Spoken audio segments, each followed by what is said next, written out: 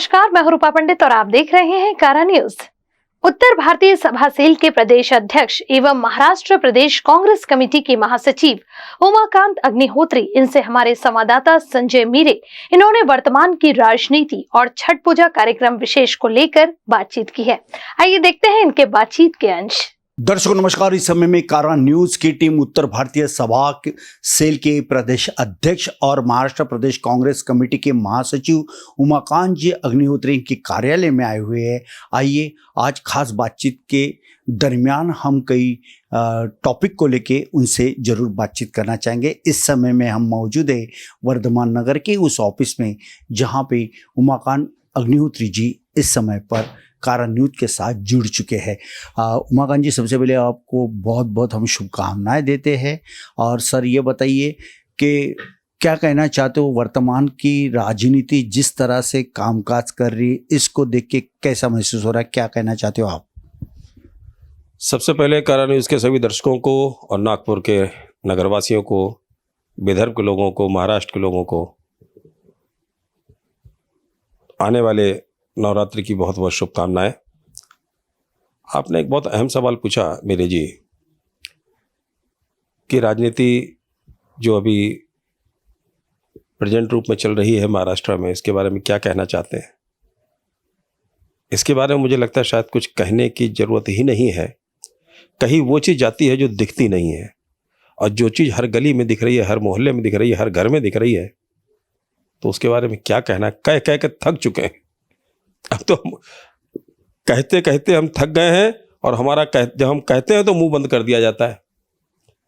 चाहे वो विधानसभा में हो, हमारे कोई भी लोग एमएलए, हमारे संसद में एमपीज कुछ बोलते हैं तो मुंह बंद कर दिया जाता है। कब तक मुंह बंद करोगे? जो कुछ है गली में मोहल्ले में दिख रहा है। बहुत दुर्दैव है। अभी रिसेंटली आप देख लीजिए, नागपुर में बाढ़ आई। बाढ़ क्यों आई?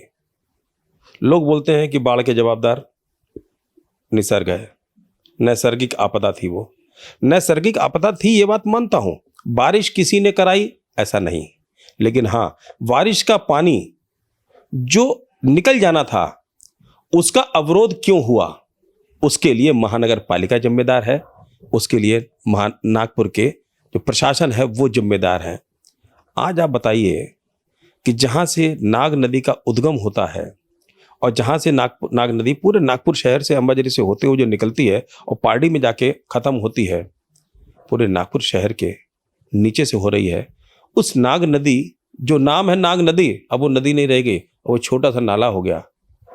उसका जो इनपुट है, जहाँ से जल आ रहा है, एक तो बारिश हुई, बहुत तेज बारिश हुई, उसके बाद में अंबाझरी तालाब ओवरफ्लो हुआ।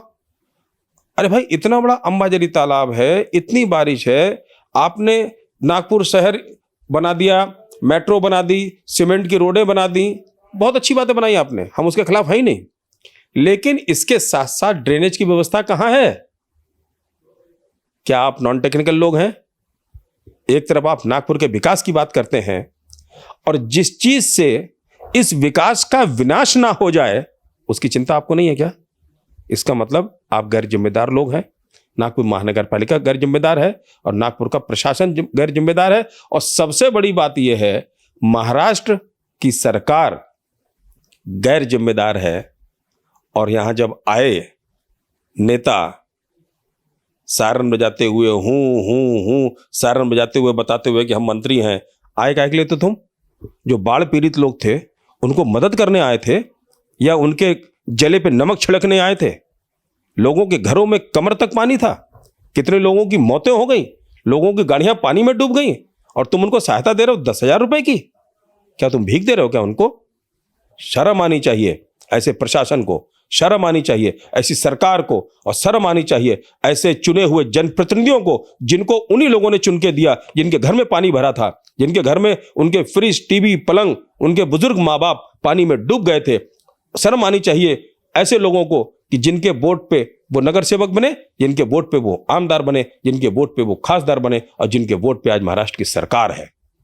खिलवाड़ कर रहे हैं आप लोग। आप इंसान की और मानवता से खिलवाड़ कर रहे हैं, आपको भुगतना पड़ेगा। अब आप तैयार रहे। आप एक्सपोज हो चुके हैं, आपका झूठ अब लोगों को समझ में आ चुका है। कितना हमारा मुंह रोकोगे, कितना हमारा मुंह बंद करोगे, कितने माइक बंद करोगे? तुम हमारा मुंह बंद करते करते थक जाओगे, लेकिन जब जनता की बारी आएगी, जनता की ये उंगली को तुम रोक नहीं पाओगे। जनता सिर्फ एक बटन दबाएगी और तुमको तुम्हारी जगह दिखा देगी। बिल्कुल, जिस तरह से जिस अंदाज में इन्होंने जो बात की है, सीधे सीधे विरोधियों को कटघरे में खड़ा करते हुए आड़े हाथों लिया है कि नागपुर में जैसे बाढ़ से काफ़ी लोग प्रभावित हुए थे और ये नज़ारा, वो जो मंज़र था, हमने भी शूट किया है, काफ़ी भयानक ऐसा मंजर था। उस घटना को जब भी याद करते हैं तो रोंगटे खड़े हो जाते हैं, क्योंकि जिधर भी देखे उधर में पूरी नगरी जलमय तरीके से दिखाई दे रही थी। और ख़ास बात यह है कि ऐसे में लोग अपने घरों में फंसे थे, कई सांप बिच्छू लोगों के घर से चलते हुए आ रहे थे और पूरा अनाज और खान पान की जो चीज़ें हैं पूरी बारिश के कारण ख़राब हो चुकी थी। मगर समय पे प्रशासन ने जो कदम उठाना था उसमें काफ़ी लेट लतीफ़ी की। अभी मदद के नाम से वो जरूर कर रहे, लेकिन प्रशासन उस समय में यदि सही मायने में कामकाज करती तो लोगों को आज ये दिक्कत ना होती। कई ऐसी जगह है जहां से पानी की निकासी नहीं होती है और ये जो बाढ़ जो आई हुई है तो प्रशासन ने टेक्निकली तौर पे इसका अच्छा इंतज़ाम करना था और ये नहीं कर पाए, और जिसके चलते नागपुर भी उस दुनिया में जहां बाढ़ आती है उसी क्रम में नागपुर का भी नंबर लगा। काफ़ी नुकसान हुआ, इसमें कोई दो राय नहीं है। उमाकांत जी, मेरा एक सवाल ये भी था कि ये तो रही पॉलिटिकली बातें, जहां हम आध्यात्म की बात करते हैं तो छठ पूजा का एक जो महापर्व जो होता है ये बड़े हर्षोल्लास के साथ मनाए जाते हैं। कई ऐसे श्रद्धालु होते हैं जो काफ़ी पूजा अर्चना करते हैं और बड़े दिल से इसको मानते हैं। पूरे भारतवर्ष में इसको मनाया जाता है और आपके ऊपर में कंधों पे काफ़ी बड़ी जिम्मेदारी होती है, क्योंकि आप प्रदेश के अध्यक्ष हो उत्तर भारतीय सभा सेल के।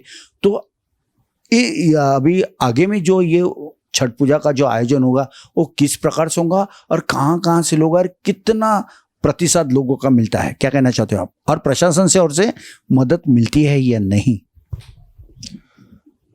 देखिए, जहाँ तक छठ पूजा का सवाल है, ये आस्था का सवाल है।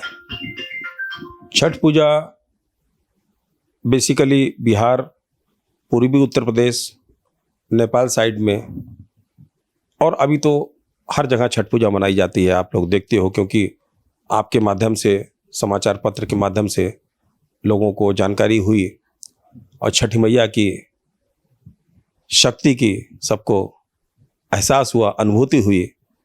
लोगों ने छठ व्रत रख के मैया से मांगा और मैया ने उनकी झोली भरी, लोगों की आस्था बढ़ी।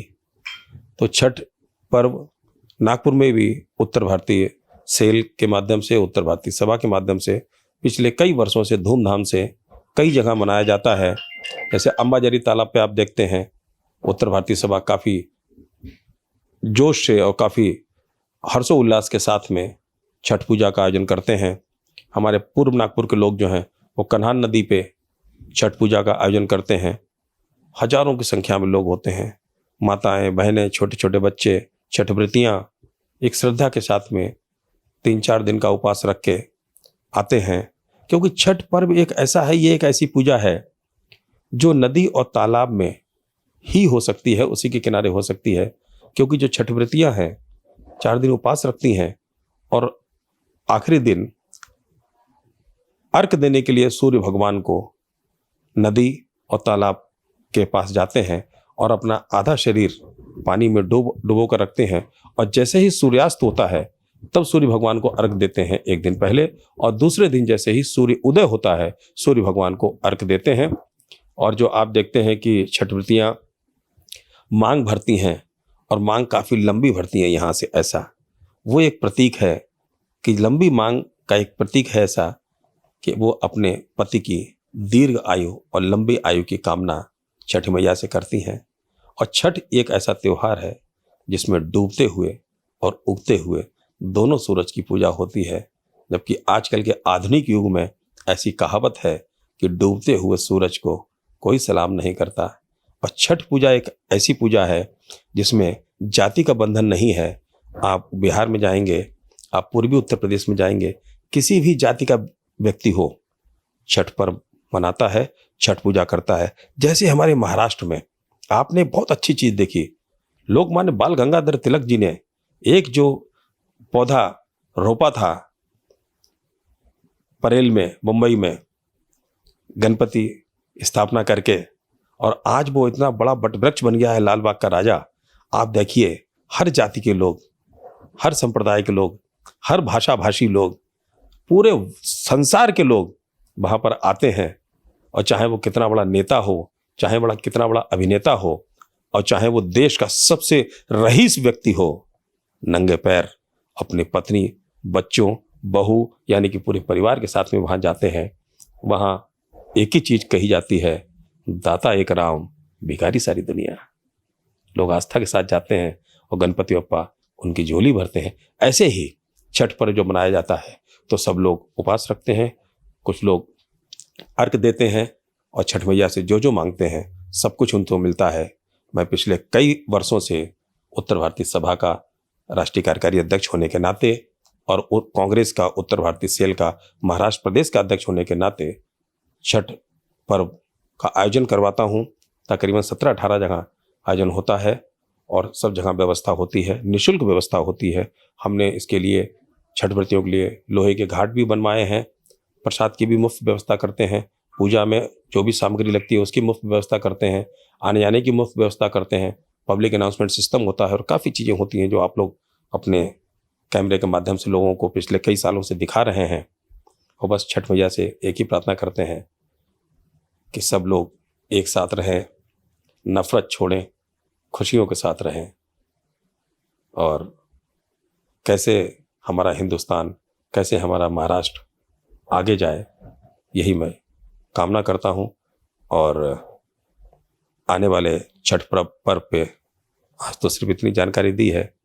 आप जब आएंगे अंबाझरी घाट पे, तालाब पे और कन्हान नदी पे, तो आपको जो एक दृश्य देखने को मिलेगा जो आप अपने कैमरे में कैद करेंगे और अपने कैमरे के माध्यम से, अपने चैनल के माध्यम से जब आप लोगों तक पहुंचाएंगे तो जरूर लोगों की आस्था बढ़ेगी।